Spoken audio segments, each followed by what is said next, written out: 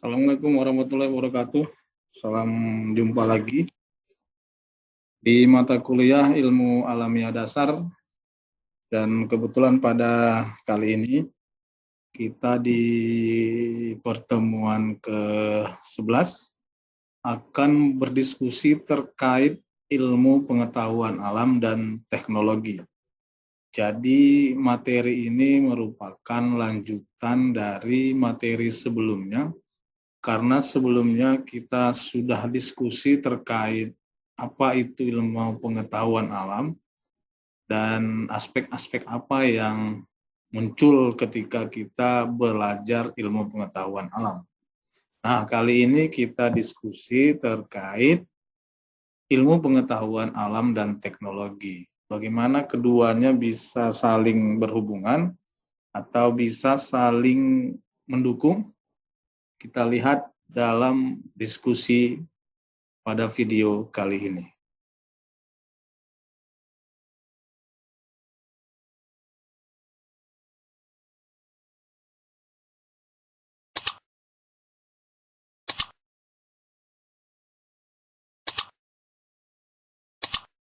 Nah, kalau kita berbicara terkait IPA dan teknologi, maka kita harus pahami bahwa dua hal ini harus kita yakini, kita mengerti apa itu konsep IPA, apa itu hakikat ilmu pengetahuan alam, dan apa itu teknologi termasuk hakikat dari teknologi.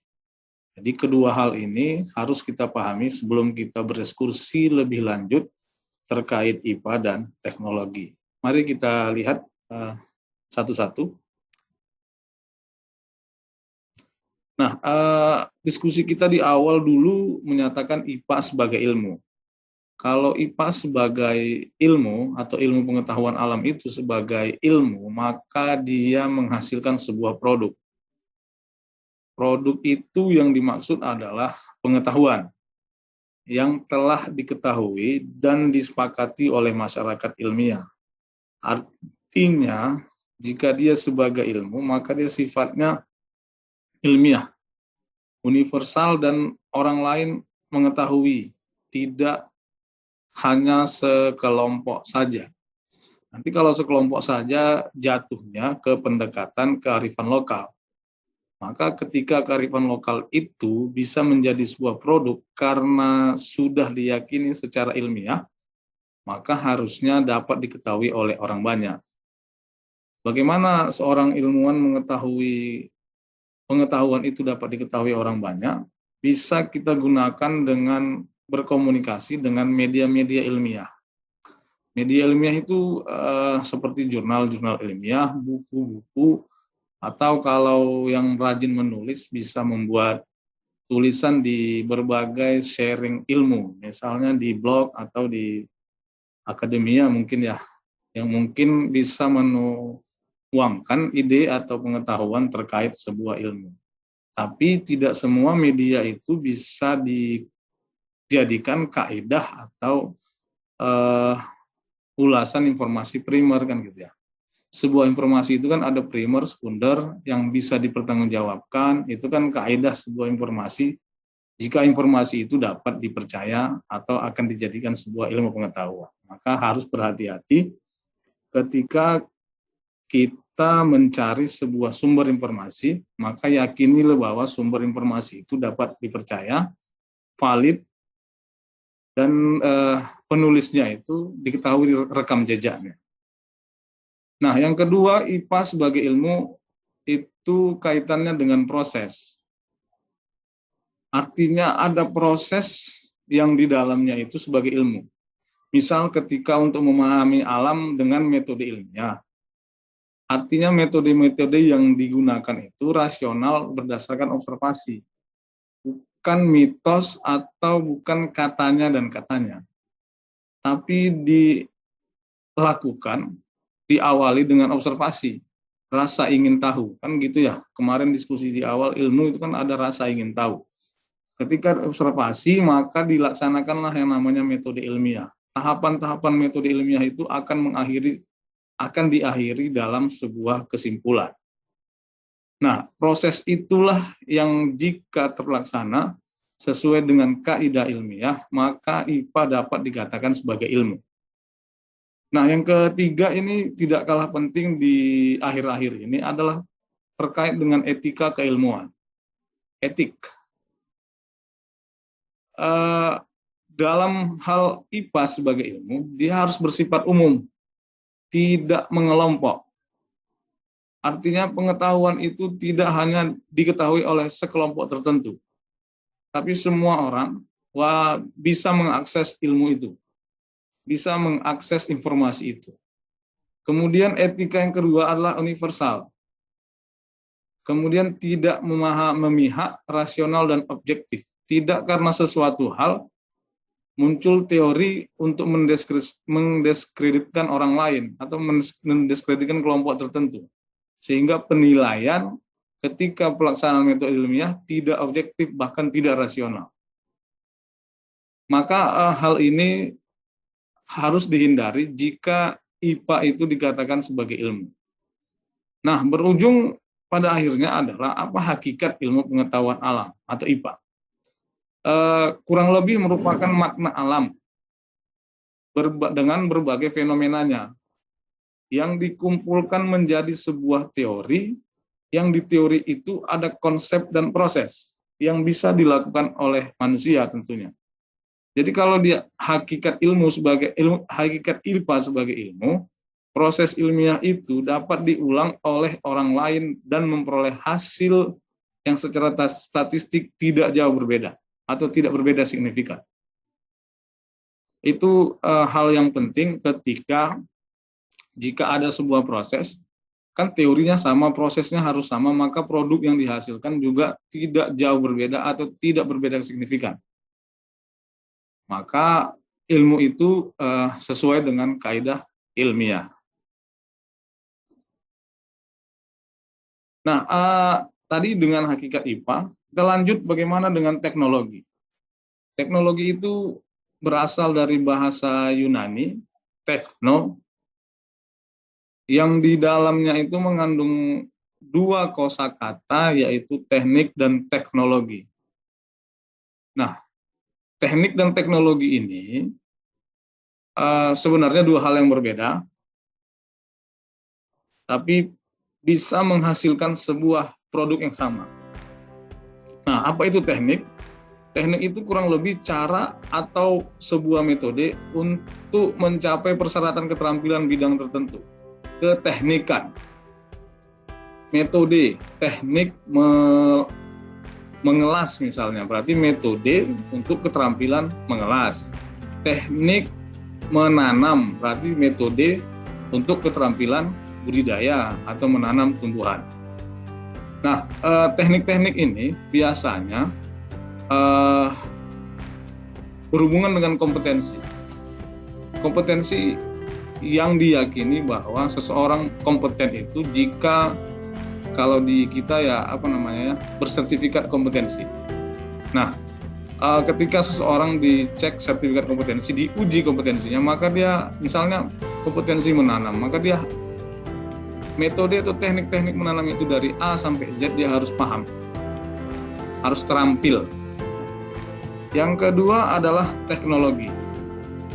Nah, apa itu teknologi?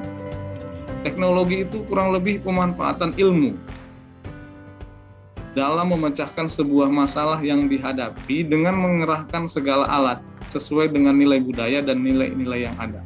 Kata kuncinya adalah memecahkan masalah, artinya memberi kemudahan. Nah, teknologi itu diciptakan untuk memberi kemudahan, tapi ada pembatasnya, yaitu nilai-nilai kebudayaan. Ada nilai-nilai norma-norma tertentu yang harus diikat ketika sebuah produk teknologi itu dihasilkan. Nah, kalau tidak diikat dengan itu, maka muncullah teknologi-teknologi yang mungkin secara mudah, tapi bisa jadi tidak sesuai dengan kodrat. Contoh misalnya teknologi cloning ya, bagaimana tanpa harus harus melaksanakan perkawinan yang lumrahnya perkawinan bertemunya sel jantan dengan sel betina, tapi menghasilkan individu baru yang sama persis. Jika ini terjadi, maka kodrat alamiah dan nilai-nilai kebudayaan mungkin tergerus. Maka ada etika tadi itu. Etika dalam buah teknologi itu harus ada dan harus dijunjung tinggi.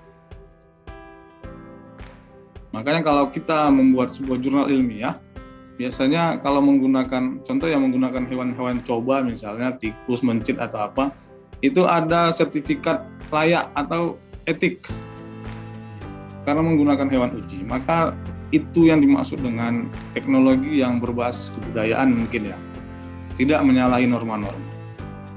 Nah, kita lanjut. Nah, bagaimana pemanfaatan IPA dan teknologi? Nah, pada dasarnya IPA itu, karena dia sebagai ilmu, ada IPA dasar, IPA terapan, dan teknologi. Ujungnya itu ke alam. Jadi ada materi-materi tertentu yang tergolong ke IPA dasar, ada yang ke IPA terapan, dan ada yang ke teknologi.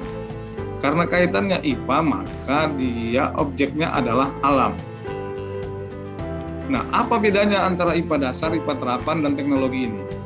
Nah, kalau ilmuwan IPA dasar itu mencoba untuk memahami bagaimana alam bekerja.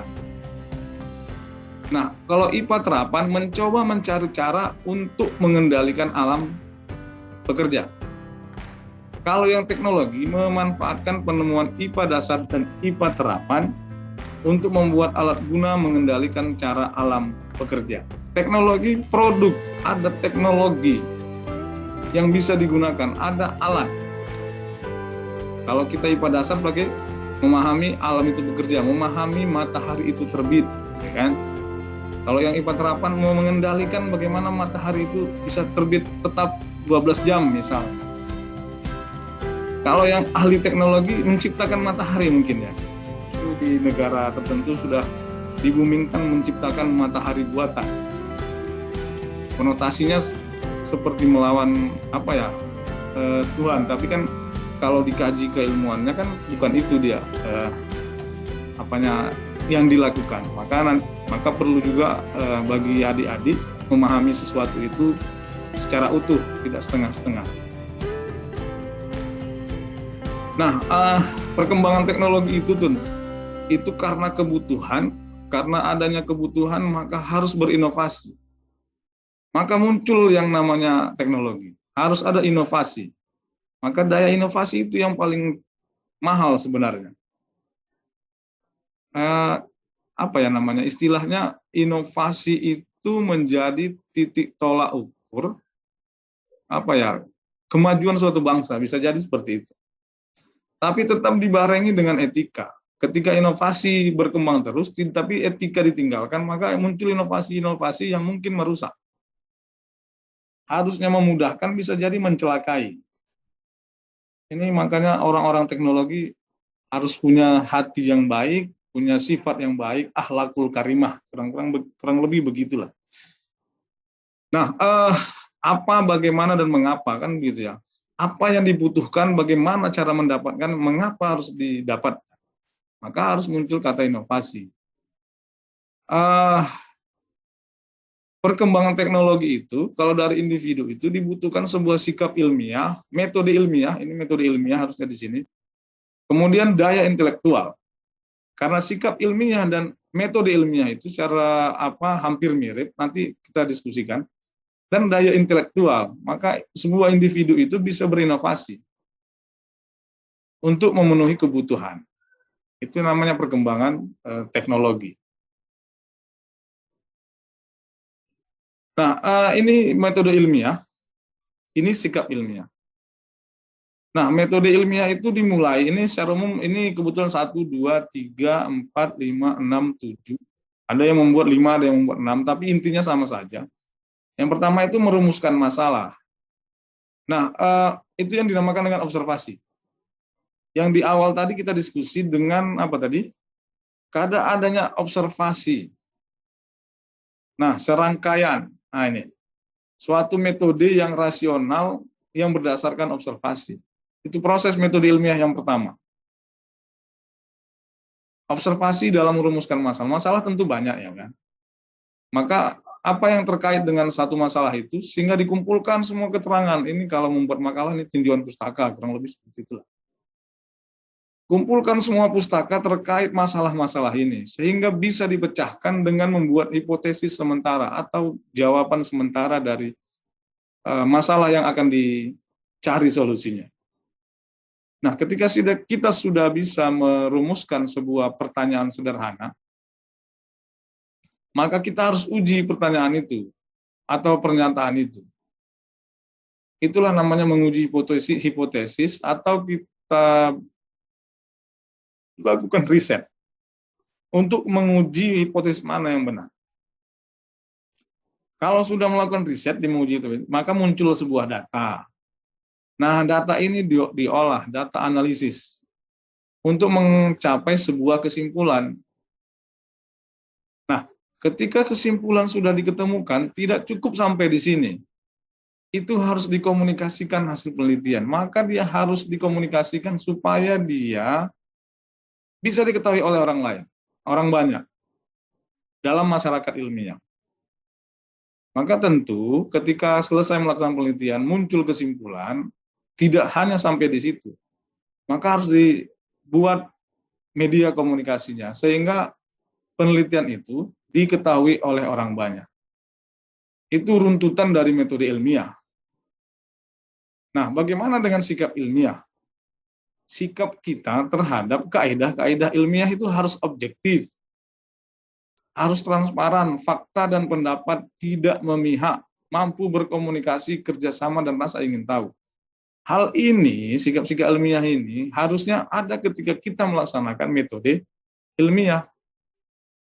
Ketika kita merumuskan masalah misalnya, kita tidak boleh memandang sesuatu dari satu sudut pandang.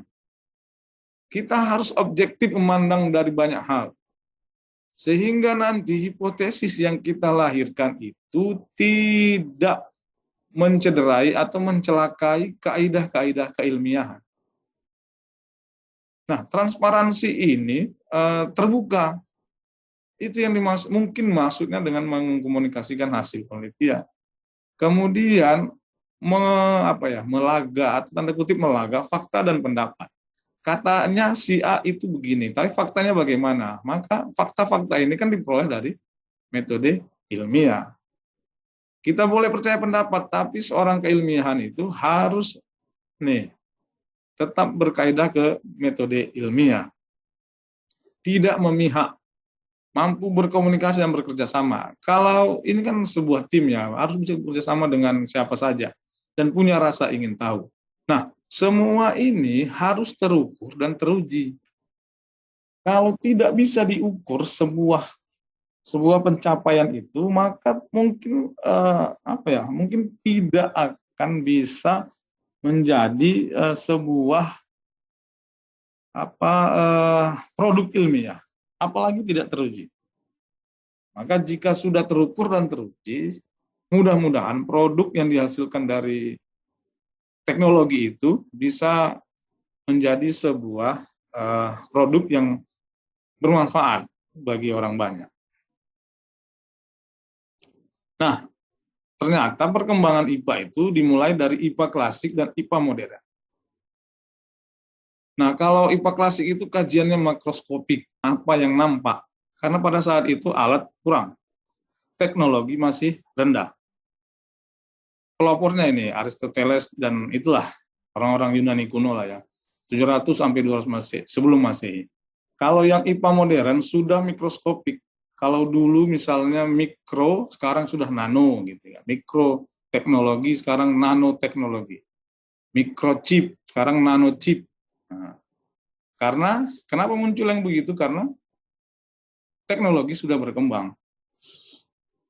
Sudah banyak ditemukan alat dan sebagainya.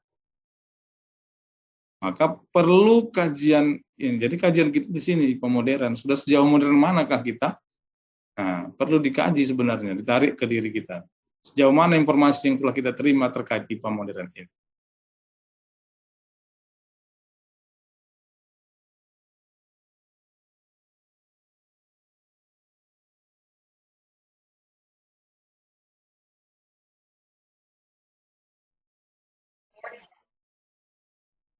Nah, antara IPA klasik dan IPA modern ini, sesungguhnya perkembangan itu kembali ke awal kajian kita tadi adalah karena perkembangan atau sejalan dengan perkembangan teknologi.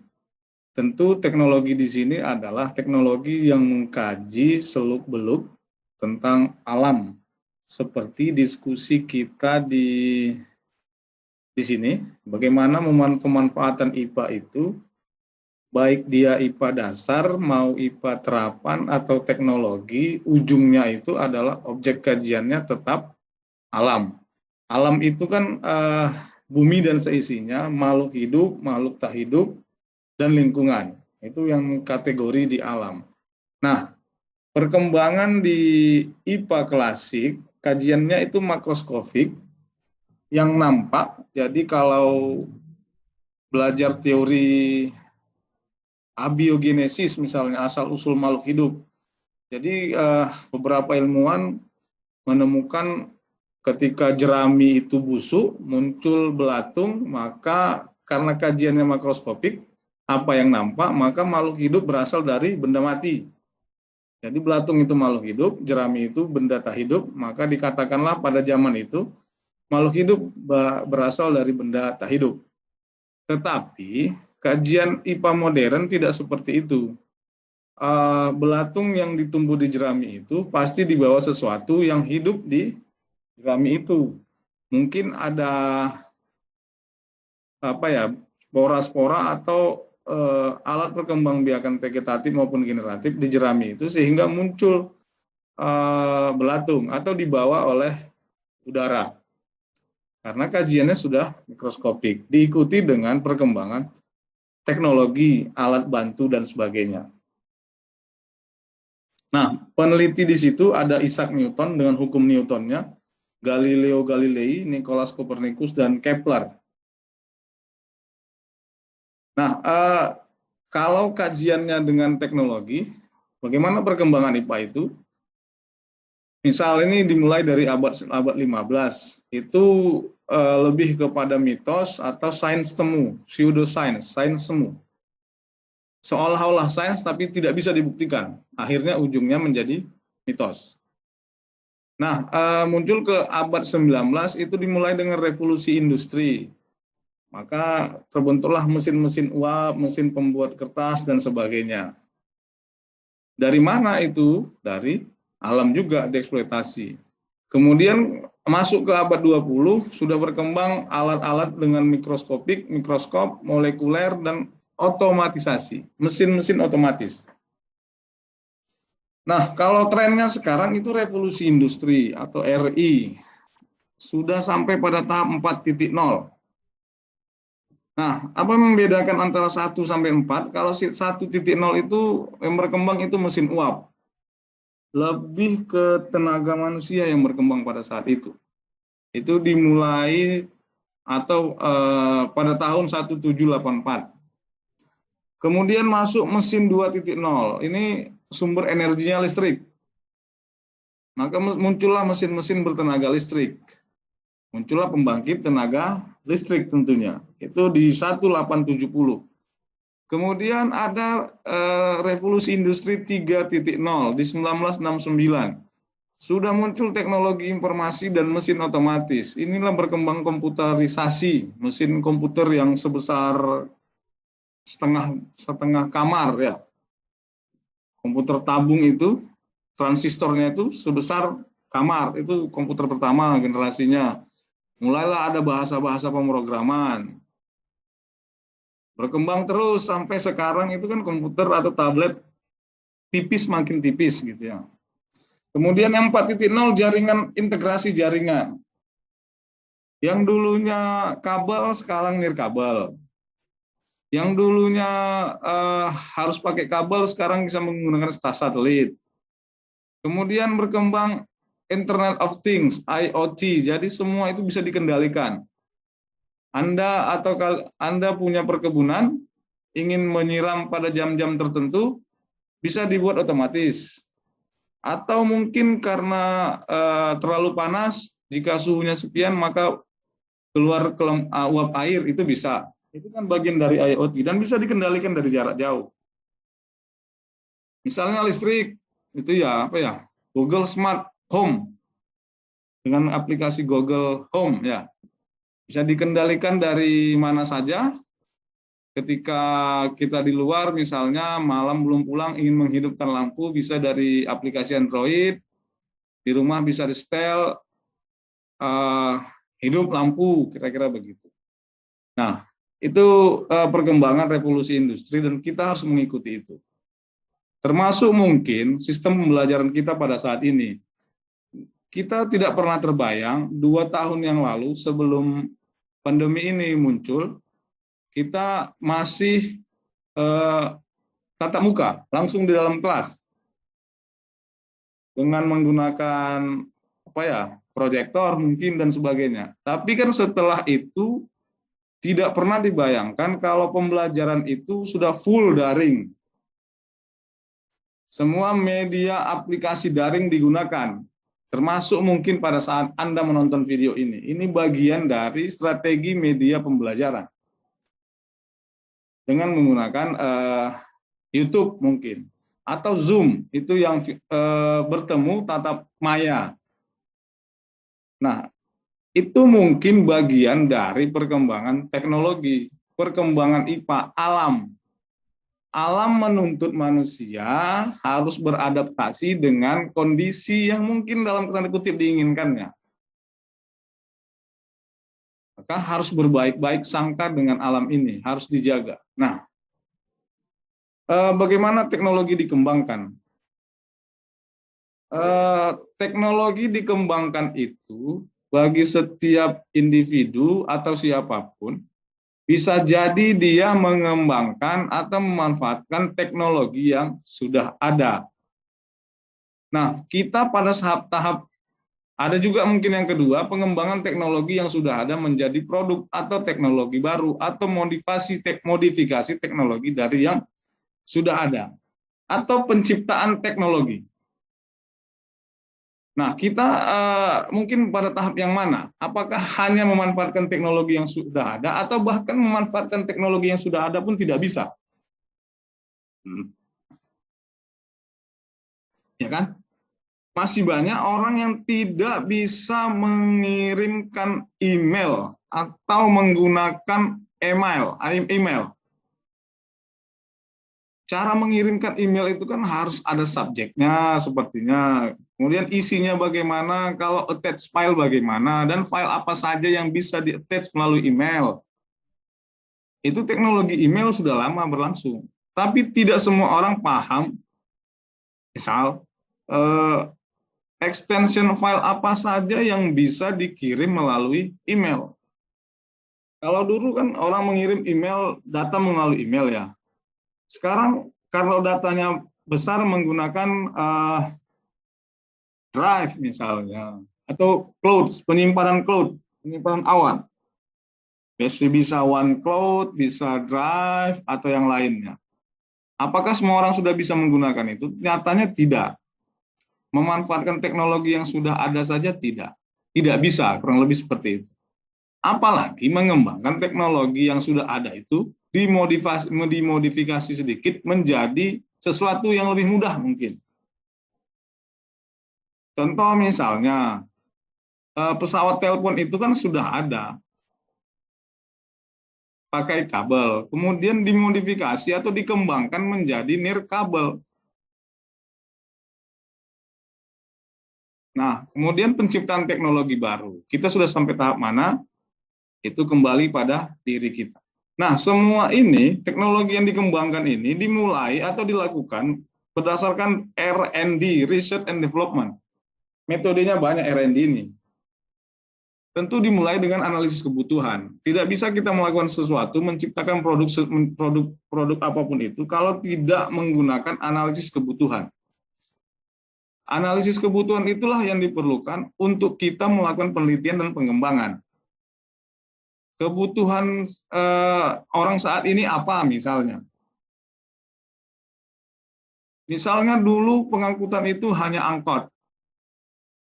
Mungkin ada orang yang berpikir menganalisis kenapa nggak jasa penumpang ini menggunakan online. Muncullah jasa penyedia layanan online. Atau teknologi apa sekarang sudah banyak ya, pengiriman uang. Kalau dulu menggunakan bank harus ke bank, sekarang mobile banking misalnya, dan yang lainnya. Nah, itu semua didasarkan dengan analisis kebutuhan untuk memulai penelitian dan pengembangan. Nah, itulah teknologi dikembangkan. Jadi kalau kita mau meriset sesuatu, maka kita harus menganalisis kebutuhan. Itu nanti yang dimunculkan di, kalau kaidah metode ilmiahnya kan di rumusan masalah dan mengumpulkan keterangan. Itu bagian analisis kebutuhan. Sehingga kita bisa menyusun sebuah hipotesis. Nah, bagaimana perkembangan teknologi saat ini? Secara garis besar, ada 4 perkembangan teknologi yang berkembang pada saat ini, yaitu ada teknologi informasi, teknologi rekayasa, bioteknologi, dan teknologi terbarukan. Tujuannya apa? Tetap pada kelangsungan hidup manusia. Nah, teknologi informasi ini sudah banyak contohnya. Sistem jaringan, jaringan terpadu. Jadi kalau kita sekarang ini satu nomor, satu identitas, itu kan bagian dari teknologi informasi. Data banyak, maka istilahnya big data. Maka siapa yang bisa menjadi data analysis, data scientist, itu salah satu pekerjaan yang muncul saat ini. Karena data banyak di internet. Data apapun ada. Tinggal bagaimana kita mengumpulkan sehingga data itu menjadi sebuah informasi. Tidak semua orang bisa membuat seperti itu. Membuat sebuah algoritma misalnya, menjadi sebuah informasi, tidak semua orang bisa. Tapi itulah yang dibutuhkan saat ini, teknologi informasi. Nah, teknologi rekayasa bioengineering misalnya, rekayasa genetik, menciptakan atau memodifikasi susunan genetik sebuah makhluk hidup. Yang tanaman itu musuhnya hama A misalnya, disusupkan gen X misalnya, sehingga kalau hama itu yang muncul, dia sudah tahan. Nah, itu teknologi rekayasa, sudah sampai pada saat itu sekarang, pada tahap itu. Kemudian ada bioteknologi, bagaimana memanfaatkan makhluk hidup dalam teknologi. Kalau yang baik kan misalnya teknologi banyak ya, kalau yang buruk nih banyak ini. Kemudian teknologi terbarukan. Ini boomingnya sekarang teknologi terbarukan. Tentu perkembangan teknologi ini ada memberi dampak positif dan tentu ada juga memberi dampak negatif. Maka kembali ke awal tadi, perlu sebuah etika bagi seorang yang paham dengan teknologi, sehingga dampak negatif bisa diminimalisir. Nah, apa dampak teknologi? Secara positif mungkin bisa memberi kemudahan, memberi kepraktisan, dan bisa menghemat energi. Anda bayangkan misalnya Anda mau berkomunikasi, zaman dulu harus datang berkirim surat, tukang pos datang mengambil surat, mengantar ke apa. Kalau sekarang tidak mengirim pesan. Cukup WA, video call, dan seterusnya. Tentu hemat energi. Praktis dan mudah tentunya. Yang penting ada paket, kan gitu ya. Negatif bisa jadi eksploitasi lingkungan.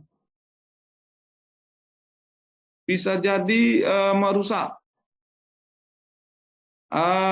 Kalau pernah baca, produk-produk bioteknologi tertentu itu, virus, bakteri, misalnya antraks itu dijadikan senjata biologis gitu.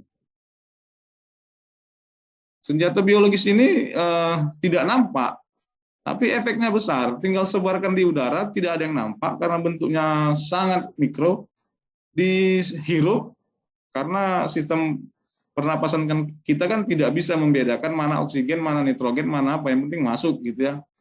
Syukurnya kita oksigen masih lebih banyak.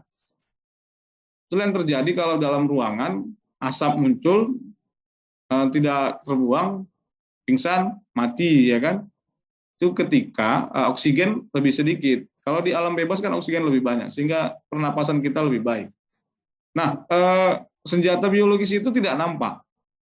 Contoh antraks itu, nanti boleh dibaca literaturnya di internet. Antraks itu tinggal ditembakkan, tidak nampak. Efeknya baru kelihatan, ada yang sesak napas dan sebagainya. Itu kalau teknologi berdampak negatif dan dipegang oleh orang-orang yang dalam tanda kutip berbahaya, yang punya hati tidak punya hati mungkin gitu. Nah, itu yang perlu dijaga. Banyak teknologi tertentu, pencurian data misalnya, hacker misalnya. Itu kan bagian dari, karena sistem manajemen data kita kan sudah digital ya. Tentu keamanan digital ini pekerjaan baru kan. Sistem tentara digital, polisi digital. Jadi berselancar saja, kira-kira begitu, mengamankan. Kalaulah teknologi ini dipegang oleh orang-orang yang tadi itu, maka negatifnya akan lebih banyak dibanding dengan positif. Tentu sekarang berkembang isu-isu atau dibumingkan teknologi yang ramah lingkungan, atau istilah kerennya ekoteknologi. Tentu mengurangi dampak teknologi ini bagi lingkungan, karena bukan tidak mungkin eksploitasi sumber daya alam lingkungan bisa menyebabkan dampak negatif dari perkembangan teknologi. Makanya kalau sekarang server itu ditempatkan pada daerah-daerah yang dingin, di kutub, di bawah laut, untuk mengurangi energi. Anda bisa bayangkan yang punya CPU di rumah, kalau hidup 24 jam kan panas ya, suhu kamar pun bisa panas. Tentu harus dipasang AC. Sempat satu lapangan bola misalnya, isi server CPU semua, berapa AC yang perlu dibutuhkan, dan AC itu membutuhkan energi. Berapa energi yang harus dipikirkan untuk ke situ pendingin ruangan kan? Maka ditempatkanlah di daerah yang suhunya dingin gitu. Jadi tidak perlu banyak energi untuk mendinginkan suhu server-server yang ada. Itu bagian dari kepraktisan sebenarnya. Nah, ini yang terakhir. Bagaimana perkembangan teknologi bagi kehidupan? Kita mulai dari pangan misalnya. Pertanian, teknologi pertanian itu ada kultur jaringan misalnya. Ada rekayasa genetik beberapa tanaman. Bibit unggul, itu bagian dari rekayasa teknologi di bidang pertanian. Semangka yang kita makan hari ini aslinya bukan seperti itu. Itu sudah mengalami rekayasa beberapa kali, sehingga bentuknya seperti saat ini. Ada merah, orange, dan terus ada kuning dan seterusnya. Kemudian kalau peternakan sapi unggul dan seterusnya, sapi yang yang besar dan sebagainya. Bisa jadi teknologi itu pada pakannya.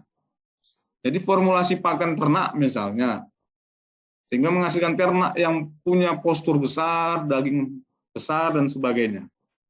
Nah, sandang ada, tekstil ada, pakaian. Kalau dulu kain diambil kulit dari hewan, maka muncul eksploitasi misalnya pembunuhan harimau, kulit itu. Sekarang sudah ada yang sintetik gitu ya.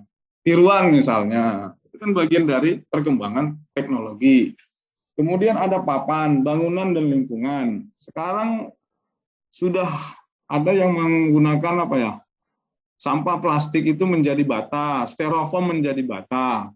Tidak lagi menggunakan tanah liat, memanfaatkan sampah dalam tanda kutip sebagai bahan-bahan bangunan. Kemudian kalau kesehatan jauh lebih banyak lagi, termasuk antibiotik, vaksin dan sebagainya. Itu bagian dari perkembangan teknologi. Sekarang eranya kesehatan ini yang berkembang teknologinya. Jadi orang yang bergerak di bidang farmasi, kesehatan mungkin punya tanda kutip punya value yang tinggi pada saat ini. Karena orang berkejar-kejaran dengan bidang itu. Maka pada akhirnya pencukupan kebutuhan manusia demi kelangsungan hidup itu hendaknya harus memperhatikan aspek lingkungan. Apapun ceritanya, kita hidup berdampingan dengan alam. Faktor pembatas kita lingkungan. Kalau ceritanya adaptasi misalnya, adaptasi itu salah satunya adaptasi terhadap lingkungan.